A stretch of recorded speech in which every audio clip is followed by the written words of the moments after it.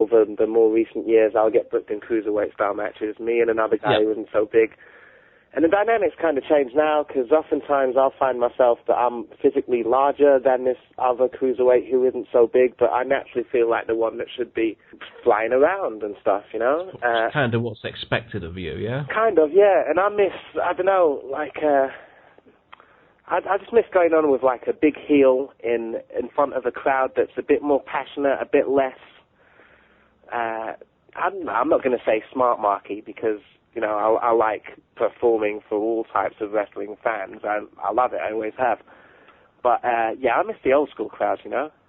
You sound exactly like me. Literally, the wrestling that I enjoyed and the wrestling that I even did, the wrestling I did itself, bears no resemblance to what I see now. It just isn't. It's literally what I did as a wrestler. I would go in and I would say, right, let's do this bit for the start, and for the finish we'll do this. Yeah. And that was it. You know, that was and the rest of it was working the crowd and doing bits when you knew to do them and things like that. And I just don't see that anymore. I just see a lot of 1, 2, 3, 4, 5, 6, 7, 8, 9, 10, and I don't know how the guys enjoy those matches, because there's no time to enjoy it. No, it's kind of stressful as well, man. You know, like worrying about if you. What's next? What's next? All of that stuff. Like, don't get me wrong. That's what I'm saying. I'm contradicting myself completely, because I love that too. But you know, what I miss and what I enjoyed, I think if I was to look back, I probably enjoyed more, or had more of a natural fun time doing. It was almost pantomime-y stuff, you know, like, oh, he's behind you, no, he isn't, still that. But yeah, I mean, I would like to work some more shows in that vein before I'm done. I hope I get a chance to. Luckily, I don't know, what do you feel about this? I think that they're always going to be there. I'd like to hope in those old halls. Yeah, I just think it's a legitimate type of heat that you're getting, and it's a lot of fun to work for crowds like that. It's good learning as well for anyone that's new and trying to get into the job. There's always going to be promotions like that are about at the moment where they're popular with a certain age group and a certain time, but I think they do in the end. People move on. I think there'll always be a place for All Star and that kind of wrestling, you know, a goodie and a baddie, a big guy against a little guy, and that kind of thing, I hope there is, mate, and if there is in a few years, I'll be watching, to be honest. I'll buy a ticket. Well, I'll come and work with you. We can do it together. You push me to the ring in my wheelchair, and you go for the spinning DDT thing, and I'll make sure you catch my head, and I'll fall out the wheelchair. That'll be a great spot. That's it. Look, it's done. It's sorted. I reckon, was it the Night Driver? The Night Driver. You took me up on the shoulders and pumped me over. I reckon you could do that from the wheelchair. You took it better than anyone, mate. You did. It was the hair, mate. It was the whiplash effect. It was. There's a great. In fact, when I upload this, I'll put that as the picture. How about that? That's that great picture that's been used so many times, hasn't it? Yeah. You going down for the Night Driver. Honestly, because I you get, like I say, people come across that I'm trying to pull you or something here, but that first TV show, which I think did a lot for me because of what you did for me with taking everything how you did. You made all my stuff look absolutely spot on. So thanks. And we had a good little 5-minute, squash match is what it was. It was a good one. And we had some much better ones. Do you remember this? Do you remember the shows that I did at that club, that upstairs club in Grimsby? It was absolutely jam-packed. And you jumped up onto the pole, the you know where the girls stand and do the dancing. I do a pole dance spot. You did a pole dance spot, and I threw you into the pole dance thing, and you just literally leapt up onto not just the bit where they stand. You leapt onto the barrier where they would put their hands, and you moonsaulted me. I used to love working with you. It was awesome. Right, I used to love all that too. I was quite I was enthusiastic as hell, wasn't I?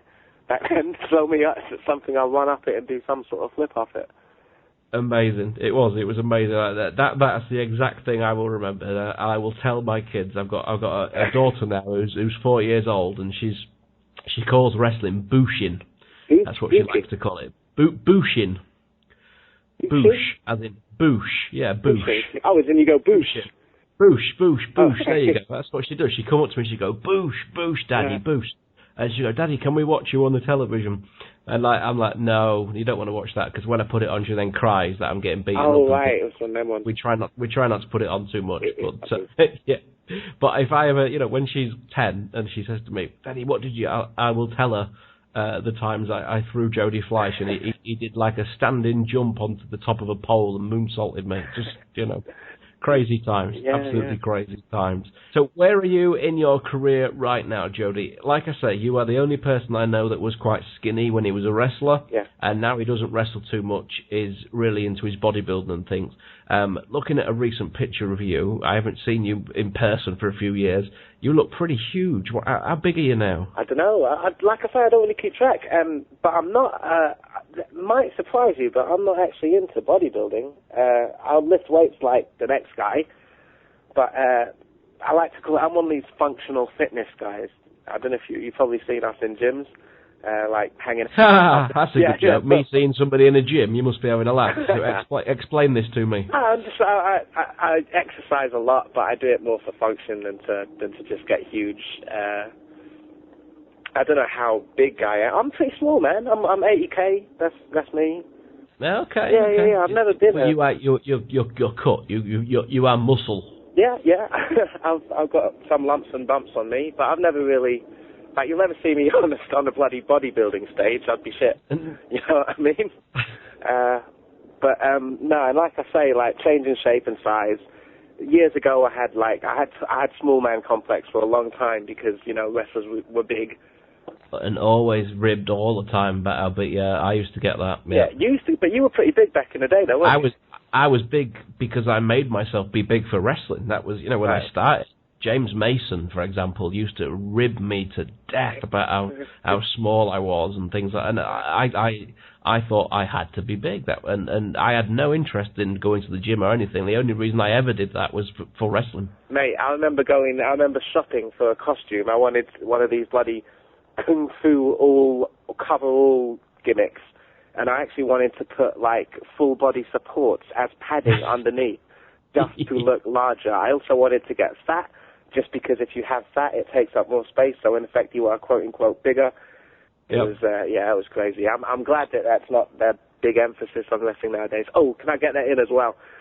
I'm proud, actually, that I've played any part in, for the little guys wanting to get in, that they can do it. I got approached by a promoter the other day who was saying how he watched me in at Revival, being pretty small and getting on that stage to that level, and he said to me that he thought to himself watching that, I can do it. So yeah, I'm all about the little guys. I'm pleased you said that, because that's the first time you've said something that is a compliment to yourself. No, I'm pleased you said that. But but the thing with you was, and this is the difference now, it's all right being small, it's all right being skinny, in play. I mean, you were the stereotypical person that I wouldn't have liked. You were skinny, you had pleather pants, you had the whole thing. And if I see someone like that now, I go, Jesus, I hate it. Kick pads, pleather pants, skinny. Yeah. But the point was that you had that, but you also had something special with what you did. Right. Whereas you're not one of the guys that have got the pleather pants, the kick pads, that can't do anything, if that makes sense. You did special things. It didn't matter. Your size didn't matter because of what you did in the ring. True. Good.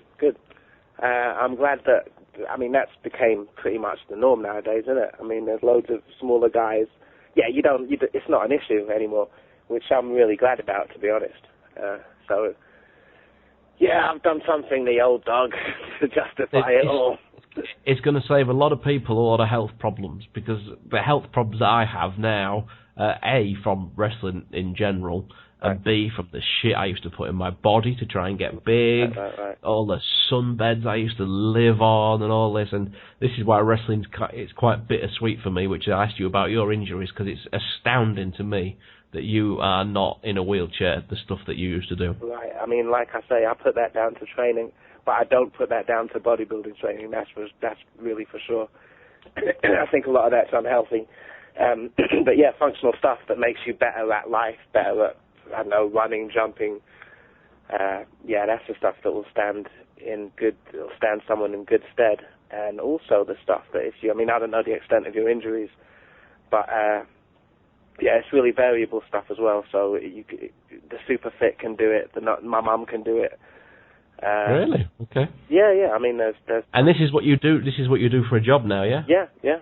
And tell us, what is your job? Because when I speak to Johnny, he says you're a personal trainer, but evidently from what you're telling me, not so much a personal trainer that's walking someone around a weight room. Oh, no, definitely not. That's not really what it's about for me.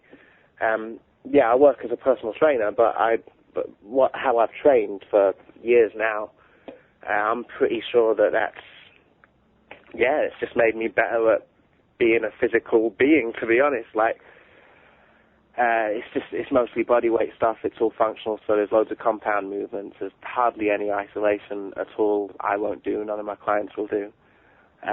But yeah, it's basic stuff. It's this running, jumping, push-ups, pull-ups, sit-up variations, but it's done with an eye to make you better at life. And like I say, it's completely variable. So if you're super fit, then great. If you've had injuries, a lot of the times we can work around that and stuff like that as well. But yeah, it's all good. Fascinating stuff. Right then, winding down, my man. Wrestling for you in the future? Just a bit of fun now? Pretty much. Unless something with really good money comes along in this country, or someone with really good money comes along with interest in me, yeah, I'm just in it for a laugh, mate, to be honest. I see my mates when people I haven't seen in years when I do these shows. Yeah, it's good fun. Contacting you. Are you available for contact anywhere on the internet? Yeah, here you go. King of England 2002 at gmail.com. There you go. Yeah. Awesome. And what about personal training? And that contact you on that as well? Yeah. So awesome. Same thing, Facebook, email. That's fantastic, mate. I finish off now. I'm very, very good friends with Rockstar Spud. And he was telling me that he saw you and Johnny at a show. Yes. And he was absolutely buzzing of having a photograph with both of you. And I think it's my job to put across to a lot of the guys now, like you say, that are not big guys or anything like that, that have managed to get into the job, and I think a lot of that influence has come from you and Johnny, if I'm honest with you. So I thought I'd just tell you that for everybody else in British wrestling now. Awesome. I've got the pic myself, and we took a mean pic. The suit makes it, though. He's done very well for himself, bless him. He's a great lad. Actually, I'll tell you what, one thing really quick. One time I was in a match with him, I ended up, it was after I'd been doing these tough cruiserweight style matches for ages. During this match, I actually chilled out, relaxed, and just watched him for a while. It was really entertaining and a really fun match. Boom. Jodie, you are the man. Thank you so much for coming on. Thank you very much, mate. And hopefully you will have a very happy life. You certainly sound like you have very grounded, chilled, and know exactly what you want to do with your life. Well, that's the first time I've heard that in a while, but I appreciate it, Steve. I hope to see you soon, man, at one of the shows, I hope, or something. Absolutely. I'm in Cyprus now, so I've not been back. I come back once a year, but next time I come back, I will try and see if you're on near me, and I'll pop down and we'll have a coffee. Wicked, man. Thanks for listening to Seconds Away, It's Night Time. We hope you enjoyed the show. If you did, please help spread the word. Tell your friends, rate, review, and subscribe on iTunes, Stitcher, or wherever you get your podcasts. Follow the show on Twitter at Night Podcast, on Facebook, or on our website, stevieknight.info. Have a good week. Till next week.